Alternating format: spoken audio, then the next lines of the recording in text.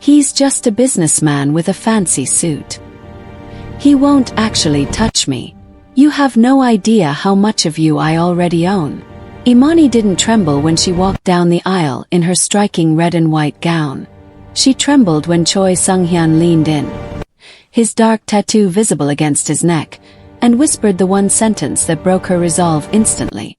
She knew her life had changed the moment her father bowed to that imposing man as if he were royalty rather than a monster. But it wasn't until they were alone in the private hotel suite overlooking the Seoul skyline that the cold truth finally cracked open. He wasn't just a husband. He wasn't just a solution to her father's debt. When he stepped into her space, his presence commanding the very air she breathed, she realized she hadn't been saved. She had been collateral, claimed for a purpose far more terrifying than a marriage certificate. Welcome back to Afrokoreanstoryspace, besties. A huge shout out to Imani. I've used your name for our lead today just like you requested. Say hi in the comments right now if you are tuned in and watching. For my returning besties, you know how we do it. Make sure you watch until the very end, because if you stop in the middle of this story, you'll be up all night wondering what Sung-hyun's final demand really was. Drop a comment right now if you're already excited to see if Imani can survive the world of the Korean underground. The air in Seoul 3 months ago didn't feel like a death sentence. It felt like a dream Imani's father had finally caught. Imani remembered how her father, Marcus, had paced their living room in Kampala, talking about Korean gold and a trading scheme that would change their lives forever. He was a man of pride, a man who wanted to give his daughters the world, but in the glittering high-stakes shadows of South Korea, he was a small fish in a sea of sharks. He had traveled to Seoul seeking fortune, but instead, he found the cold reality of the underground trading markets. He had borrowed money he didn't have, $300,000, from the kind of men who didn't use banks to settle accounts. These were men like Kim Tae-won, whose names were whispered even in Uganda as warnings of what happens when you cross the wrong people.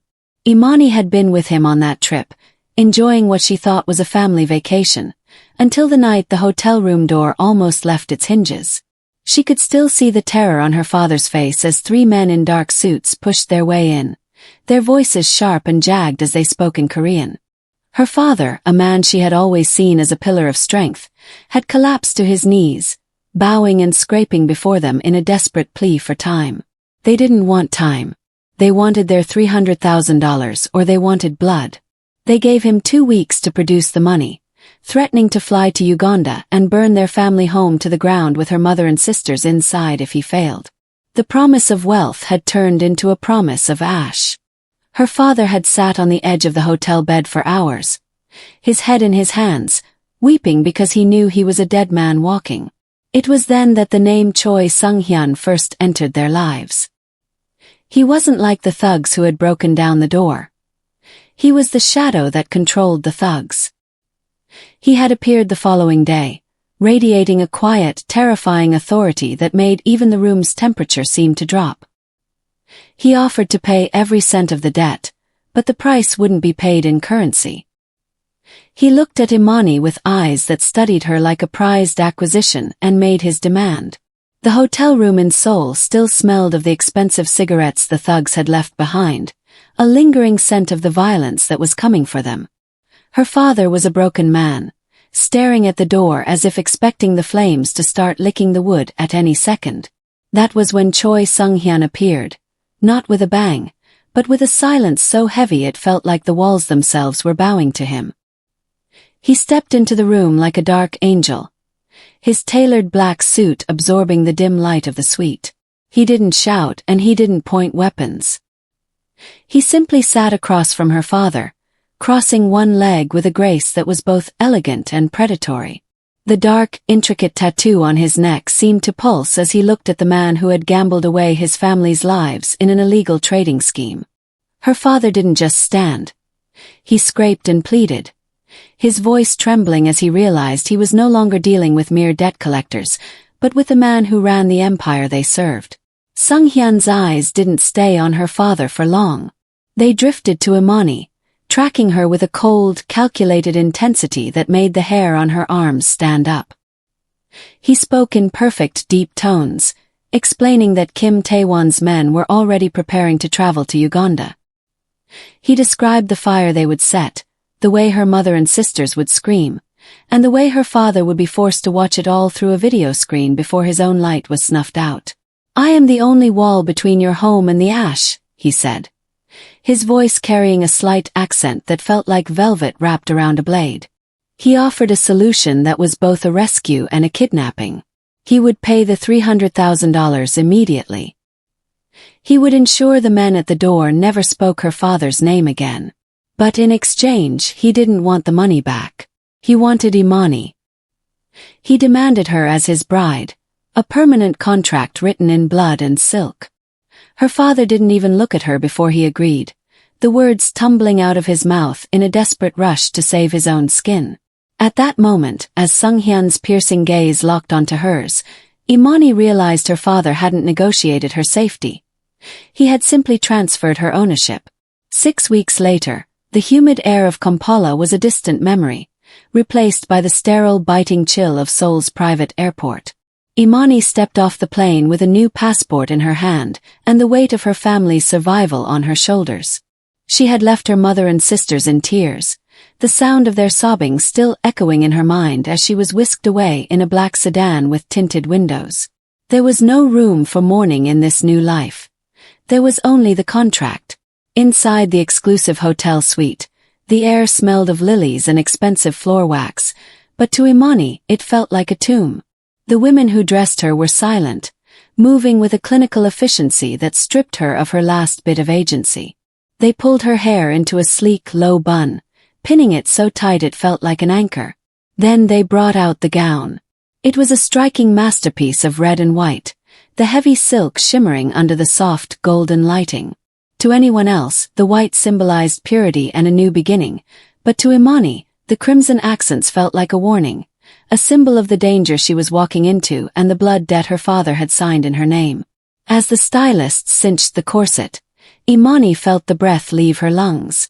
The dress wasn't a garment. It was a shroud.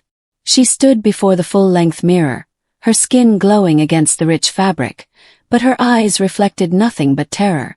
Her pearl earrings trembled as she turned her head, catching the light like frozen tears. She looked elegant, refined, and completely hollow. She was a gift wrapped in silk, waiting to be delivered to a man who had bought her like cattle. Outside the door, the muffled sounds of the hotel's exclusive wing reminded her of where she was, thousands of miles from home, trapped in a gilded cage. She wasn't a bride preparing for a life of love. She was a sacrifice being prepared for an altar. When the heavy oak door finally creaked open, Imani didn't look up. She didn't need to. She could feel the sudden drop in temperature, the shift in the room's energy that signaled only one person had arrived. Choi Sung-hyun was here to claim what he had paid for. The chapel was an architect's dream of glass and cold marble, tucked away from the prying eyes of the Seoul elite, but to Imani, it felt like a high-end prison cell. As the doors swung open, the silence was absolute. There were no joyful whispers or rustling of guest programs. There was only the heavy, suffocating weight of an audience made up of men in dark suits who didn't look like wedding guests. They looked like sentries. Choi Sung-hyun stood at the end of the long aisle, a monolith of power in his perfectly tailored black suit. Even from a distance, the dark tattoo creeping up his neck served as a reminder that this was not a union of love, but a transaction of blood. His presence commanded the very air in the room, drawing every eye and silencing every breath. He didn't need to move or speak. He simply existed, and the room bent to his will. Beside Imani, her father took her arm, his hand shaking so violently she could feel it through the thick silk of her sleeves. As they reached the altar, Marcus didn't just hand his daughter over. He bowed. It wasn't the respectful nod of a father-in-law, but the frantic, deep bow of a servant to royalty, a desperate show of submission to the man who held his life in his hands. Imani felt a flash of cold disgust. Her father's freedom had been bought with her life, and he was thanking the buyer. Sung-hyun didn't look at Marcus. His piercing gray eyes were locked onto Imani, studying her under the golden lights like a prized acquisition. When he took her hand, his skin was cool, his grip firm and uncompromising. The ceremony was a blur of Korean and English words she barely processed, vows that felt like a death sentence being read aloud. She didn't feel like a bride. She felt like a piece of property being signed over to a new owner. There was no kiss of affection when the officiant finished. Instead, Sung-hyun leaned in, his cologne filling her senses, and pressed a cold, calculated kiss to her forehead. It was a public branding, a silent declaration to the room and to her that she had been claimed for something far more terrifying than marriage. As they turned to walk back down the aisle, the heavy red and white train of her dress hissed against the marble like a snake in the grass, a warning of the silence that was about to end and the reality that was about to begin. The heavy oak door clicked shut, leaving Imani alone in the private suite of Seoul's most exclusive hotel. The silence of the room was far more terrifying than the silent vows she had just exchanged. Outside the floor-to-ceiling windows, the glittering skyline of the city spread out like a sea of diamonds, a sharp and cold contrast to the warm, familiar streets of Kampala she had left behind. She stood in the center of the plush carpet, her dark fingers trembling against the delicate red and white silk of her gown. Every shadow in the room seemed to move, and every flicker of the golden lighting felt like a trap closing in. Her pearl earrings trembled slightly as she tilted her head, listening for any sound beyond the frantic thudding of her own heart. She was 18 years old and married to a man she had met only in the shadow of her father's failures. She felt like a stranger in her own skin, her braided hair adorned with crystals that felt like heavy weights, her makeup a flawless mask for the terror living in her brown eyes. She thought of her passport, now in his possession, and her family's safety back in Uganda, which depended entirely on her cooperation. She was trapped in a gilded cage in a foreign country, sold to settle debts her father owed to dangerous people.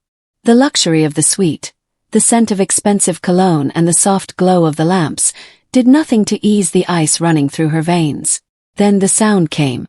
It wasn't loud, but it carried the weight of absolute authority. The rhythmic, steady click of polished shoes against the marble floor of the outer hallway. Each step was a countdown, moving with the grace of a predator who knew his prey had nowhere left to run. The handle of the bedroom door turned with a slow, deliberate click. Imani backed toward the window, the wedding dress feeling like chains wrapped around her body. Choi Sung-hyun entered the room, and the air seemed to vanish. Even without the tailored black suit he had worn at the altar, he moved with a discipline and power that made her breath catch in her throat. He didn't look like a man burdened by age. He looked like a man who owned the night. His piercing eyes locked onto hers, and for the first time, Imani realized that the shattered world her father had warned her about was standing right in front of her. Sung-hyun didn't just walk into the room. He dominated it. He moved with a silent feline grace that made the spacious suite feel suddenly, dangerously small. As he unbuttoned his suit jacket, the movement revealed the powerful breadth of his shoulders and the controlled tension in his frame. He wasn't the frail, aging man Imani had tried to convince herself he would be. He was a predator in the prime of his power, radiating a terrifying vitality that made her knees feel weak. Imani backed away until the cold glass of the window pressed against her spine. The Seoul skyline glittered behind her, but her world was narrowed down to the man advancing toward her. Her breath came in shallow hitches, her chest rising and falling beneath the restrictive silk of her bodice. She tried to maintain her dignity, to keep her chin high as she had been taught, but her pearl earrings betrayed her, clicking softly against her jaw as she trembled. "You look like a cornered deer, Imani," he said, his voice a low, gravelly vibration that seemed to hum in the very air between them. He stopped just inches away, his shadow completely swallowing her. The scent of sandalwood and expensive tobacco enveloped her, a masculine fragrance that felt like a claim. "Is this the part where you tell me I'm too old to be your husband? Where do you tell yourself you're safe because of the years between us?" He reached out, not with a strike, but with a slow, deliberate movement that was infinitely more frightening. His fingers, calloused and strong, traced the line of her throat, stopping just where the dark ink of his own tattoo disappeared beneath his collar. The heat radiating from his hand was a shock to her skin. He wasn't cold, he was a furnace. "Don't mistake discipline for weakness," he whispered, leaning down until his lips were inches from her ear. "And never mistake my age for a lack of hunger. People see the suit and the silver at my temples, and they forget what I had to do to keep this throne." Imani's heart hammered against her ribs like a trapped bird. She had expected a grandfather, a man she could hide from or manage. But as Sunghyun's hand moved to her waist, his grip firm and possessive, she realized her mistake. The man who had bought her wasn't looking for a daughter to protect. He was looking for a wife to break. The physical tension between them was a live wire, and as he looked down at her with eyes that promised both protection and a beautiful gilded destruction, Imani realized she was standing on the edge of a truth she wasn't prepared to face. Sunghyun released her chin, but he didn't move away.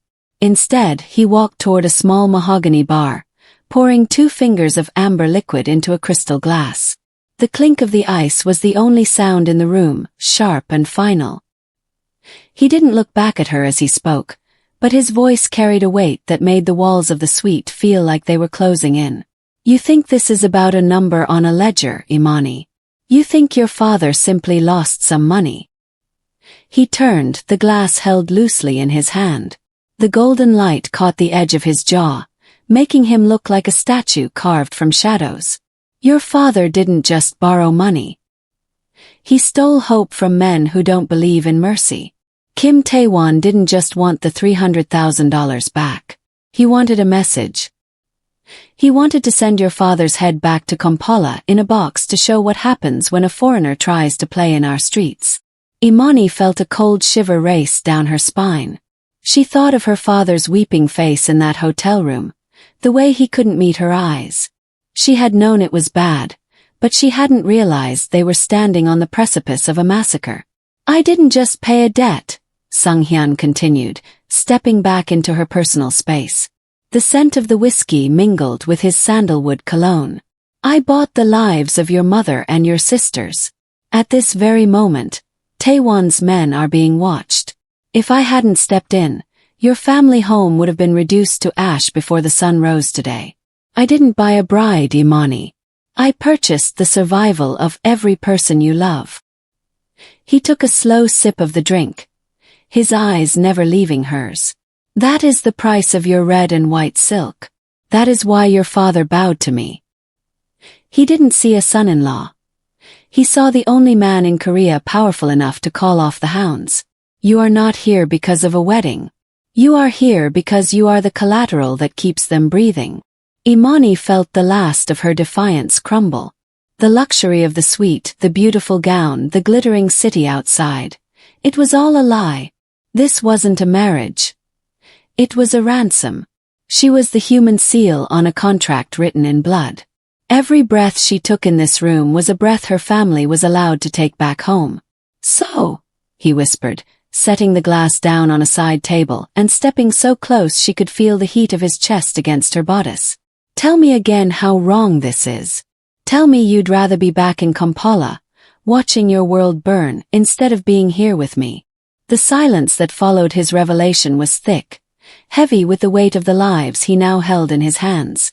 Imani swallowed hard, her throat tight. She looked at the man before her, this powerful, disciplined enigma, and tried to find the spark of the young woman who had dreamed of a normal life in Kampala. She pulled her shoulders back, her voice barely a whisper but laced with a final, desperate flicker of defiance. "I will stay," she said, her eyes searching his cold, gray gaze. "I will be the wife you bought. But there are boundaries, Sunghyun. I am a human being, not a piece of furniture you can move at your whim. My life, my body, they are still mine." Sunghyun didn't flinch. Instead, a slow, dark smile tugged at the corner of his mouth, a look that didn't reach his eyes. He stepped into her personal space, the heat radiating from him making the air feel electric. He reached out, his thumb tracing the trembling line of her lower lip, a gesture that was terrifyingly intimate. "Boundaries," he repeated, the word sounding foreign in his deep, gravelly voice. You talk as if this were a negotiation between equals, Imani. You seem to forget that a contract written in blood doesn't have fine print. He moved closer, his chest grazing the silk of her bodice, forcing her to look up at him. The power he radiated was suffocating, a physical force that demanded submission. You think you can dictate the terms of your own rescue. You are here because I will. You breathe because I allow it. Every secret you keep, every dream you hold, and every inch of this skin. They belong to the Choi name now. He leaned down, his lips brushing against her ear. His breath hot against her skin. I didn't bring you here to play house. I have needs that require a woman of your strength, your elegance, and your silence. Dark needs that the world outside this suite will never understand. You aren't just a wife, Imani. You are my legacy. You are my sanctuary. And in this house, there are no boundaries. Only my will. He pulled back just enough to look into her wide, terrified eyes. His grip on her waist tightening until it was almost painful. It wasn't a gesture of affection. It was a branding. In that moment, the last of Imani's illusions vanished. She wasn't just a bride. She was his absolute possession. The weight of the pearl earrings no longer felt like a burden. They felt like armor. Imani looked past Sunghyun's shoulder at her reflection in the glass, and for the first time, she didn't see the girl who had spent her nights studying in Kampala or the daughter who had traveled to Seoul on a whim. That girl was gone, traded away in a hotel room for $300,000 and a promise of survival. In her place stood a woman wrapped in crimson and white, a woman who was now the primary stakeholder in a lethal empire. Sunghyun's hand remained on her waist, his thumb tracing a slow, rhythmic pattern against the silk. The heat of him was constant, a reminder that the protection he offered was inseparable from the power he wielded. He didn't just want her body or her presence. He wanted her to be the silent pillar at his side, the secret sanctuary for a man who lived a life of violence and shadows. The university in Kampala will send a letter soon, she said, her voice finally steady, devoid of the tremors that had defined her evening. They will ask why I haven't returned. Let them ask, Sunghyun replied, his eyes dark with a sudden fierce pride as he watched her composure settle. Your education will continue here, in the boardrooms and the backrooms of Seoul. You will learn a different kind of history, Imani. You will learn how the world is actually run. He walked her toward the edge of the suite, where the floor-to-ceiling windows offered a panoramic view of the city. Below them, the lights of Seoul pulsed like a living heart, a heart that beat to the rhythm of his commands. Now it would beat to hers as well. She realized then that she was no longer a victim of the underground. She was its new queen. The gilded cage was still a cage, but it was one that sat atop the highest peak in the country. She looked at the intricate tattoo on his neck and then at the wedding band on her own finger. The transition was complete. To save her family, she had stepped into the dark, and to her surprise, the dark had opened its arms to welcome her. She leaned back almost imperceptibly into his strength, accepting the claim he had laid upon her. The daughter of Marcus Cole was a memory. The wife of Choi Sunghyun was a reality. As the city lights flickered in the distance, Imani closed her eyes and let the girl she used to be slip away into the night. She was no longer waiting for a rescue. She was the one who had survived.